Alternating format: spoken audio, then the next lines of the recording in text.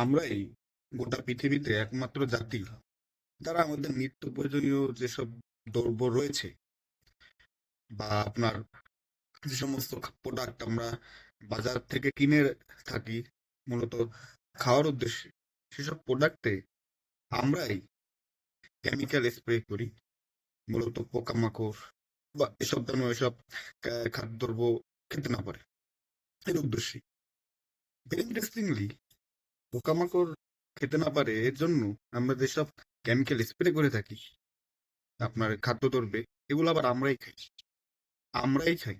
মানে যে কেমিক্যালটা আপনি পোকামাকড়ের থেকে বিরত রাখতে খাদ্যদ্রব্যকে বা সুরক্ষা দিতে ব্যবহার করছেন, সেই কেমিক্যাল তো মানবদের জন্য ক্ষতিকর না।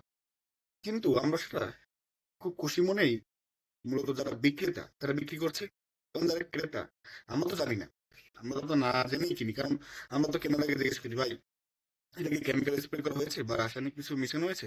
তখন বিক্রেতা বলে যে না না না, আমার জিনিসে ভাই কখনো এসব কেমিক্যাল স্প্রে এসব পাবেন না, একদম খাঁটি প্রাকৃতিক জিনিস। সে মিথ্যে কথা বলছে। বাট আমরা কিনে আনছি এগুলো, কিনে এনে আমরা খাচ্ছি, পরিবারের সদস্যদের খাওয়াচ্ছি, বিশেষ করে বাচ্চাদের খাওয়াচ্ছি।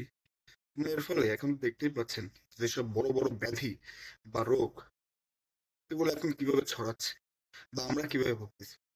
ক্যান্সার বলুন আর যে সমস্ত বড় বড় মানে মরণব্যাধি রোগী বলুন, এখন কিন্তু এগুলো ভাত মাছ হয়ে যাচ্ছে। কারণ কি? কারণ হচ্ছে পোকামাকড়ের হাত থেকে বাঁচানোর উদ্দেশ্যে আমরা যে কেমিক্যাল ইউজ করতেছি সেটা আমরা খাচ্ছি, এর ফলে কেমিক্যালের যে কুফল সেটা আমরাই ভোগ করছি।